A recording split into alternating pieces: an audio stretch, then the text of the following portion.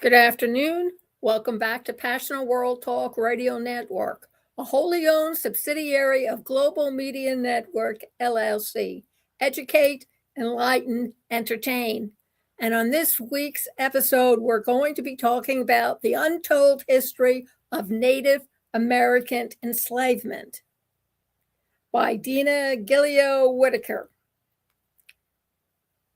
So long before there was the transatlantic African slave trade established in North America, the Europeans were conducting a trade of enslaved indigenous people that began with Christopher Columbus on Haiti in 1492. They used these enslavements, the colonists, as a weapon of war, while the indigenous people themselves used enslavement as a tactic for survival. Along with the epidemics of diseases that were exposed to these Native Americans, they had no immunity system built up to them. The practice contributed to the decline in indigenous populations after the coming of the Europeans. The enslavement of indigenous people lasted well into the 18th century when it was replaced by the African enslavement. It still left a legacy felt among the indigenous populations in the East, and is also one of the most hidden narratives in American historical literature. The historical record of trading enslaved indigenous people is found in disparate and scattered sources, including legislative notes, trade transactions, enslaver journals, government correspondence, and especially church records, making it difficult to account for the entire history. The North American trade of enslaved people began with the Spanish incursions into the Caribbean and Christopher Columbus's practice of enslavement, as documented in his own journals. Every European nation that colonized North America nation forced enslaved indigenous people to perform tasks such as construction, plantations, and mining on the North American continent and their outposts in the Caribbean and European cities. European colonizers of South America enslaved indigenous people as part of their colonization strategy. There's more documentation of the enslavement of indigenous people than in South Carolina, the location of the original English colony of Carolina, which was established in 1670. It's estimated that between 1650 and 1730, at least 50,000 indigenous people, and likely more, to transaction hidden to avoid paying government tariffs and taxes, like the offshore accounts that all our elite and billionaires use, were exported by the English alone to the Caribbean outposts.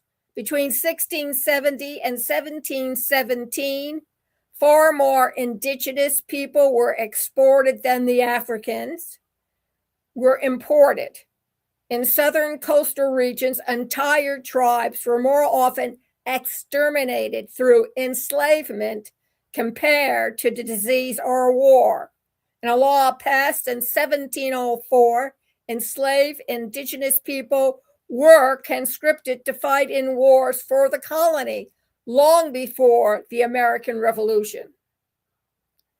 The indigenous people found themselves caught in between colonial strategies for power and economic control. The fur trade in the Northeast, the English plantation system in the South, and the Spanish mission system in Florida collided with major disruption to indigenous communities. The indigenous people displaced from the fur trade in the North migrated to the South, where the plantation owners armed them to hunt for enslaved people living in the Spanish mission communities. The French English and Spanish often capitalized on trading enslaved people in other ways. For example, they garnered diplomatic favor when they negotiated the freedom of enslaved people in exchange for peace, friendship, and military alliance. This was shown by the British establishing ties with the Chickasaw, who were surrounded by enemies on all sides in Georgia.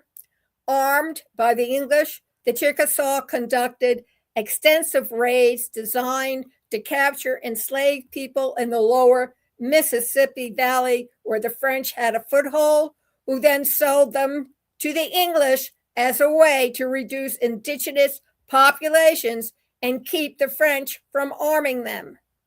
Ironically, the English believed arming the Chickasaw to conduct such raids was a more effective way to, quote, civilize them, unquote, compared to the efforts of the French missionaries.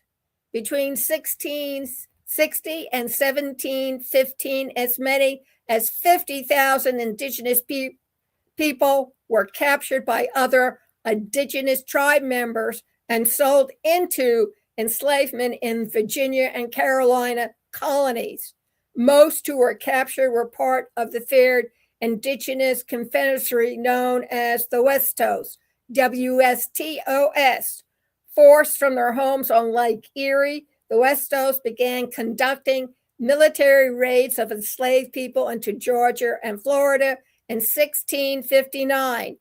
Their successful raids eventually forced their survivors into new aggregates and social identities, building new polities large enough to protect themselves against enslavers. The trade of the enslaved indigenous people in North America covered an area from as far west as New Mexico, which was then under Spanish territory, northward to the Great Lakes, and southward to the Isthmus of Panama. Historians believe that most, if not all, the tribes in this vast swath of land were caught up in this trade one way or another, either as captives or as enslavers. For the Europeans, enslavement was part of their larger strategy to depopulate the land to make way for European settlers. As early as 1636, after the Pequot War, in which 300 Pequots were massacred, those who remained were sold into enslavement and sent to Bermuda. Many of the indigenous survivors of King Philip's War, 1675 to 1676, were enslaved. Major ports used for enslavement included Boston, Salem, Mobile, and New Orleans. From those ports, indigenous people were shipped to Barbados by the English, Martinique and Guadeloupe by the French, and the Antilles by the Dutch. Enslaved indigenous people were also sent to the Bahamas as the, quote, breaking grounds, unquote, where they might have been transported back to New York and Antigua. According to historical accounts by the enslavers, indigenous people who were enslaved possessed a higher potential to free themselves from their enslavers or become ill. When they weren't shipped far from their home territories, they found freedom and were given refuge by other indigenous people, if not by their own tribal communities. They died in high numbers on the transatlantic journeys and succumbed easily to European diseases. By 1676, Barbados had banned indigenous enslavement because the practice was, quote, too bloody and dangerous an inclination to remain here, end of quote. As the trade of enslaved indigenous people gave way to the trade of enslaved Africans by the late 1700s, by then over 300 years old, indigenous women began to intermarry with imported Africans, producing offspring of both indigenous and African descent, whose indigenous identities became obscure through time. In the colonial project to eliminate the landscape of Indigenous people, they simply became known as, quote, colored, unquote, people through bureaucratic erasure and public records. In some cases, such as Virginia, even when people were designated as Indigenous on birth or death certificates or other public records, their records were changed to read colored. Census takers determined a person's race by their looks, often recorded them as simply Black and Indigenous. The result is, excuse me, low battery. Okay. The result is that there's a population of people of an Indigenous heritage and identity, particularly in the Northeast, who are not recognized by society at large, sharing similar circumstances with the freedmen of the Cherokee and other 5 civilized tribes. So please go over to passionateworldtalkradio.com/blog, read the summary there, listen to the podcast, and click on the link that will take you to the article, which provides sources for you to read in addition. I bet you never thought that there was anything but the Africans who were being enslaved, and you would be wrong. Thank you very much for listening. Want to keep this show and all the other shows on the air? Then please donate. We've been on for 20 years. We'd like to stay on for another 20 years. Thank you very much for listening, and have a great beginning of March that comes in like a lamb and goes out like a lion.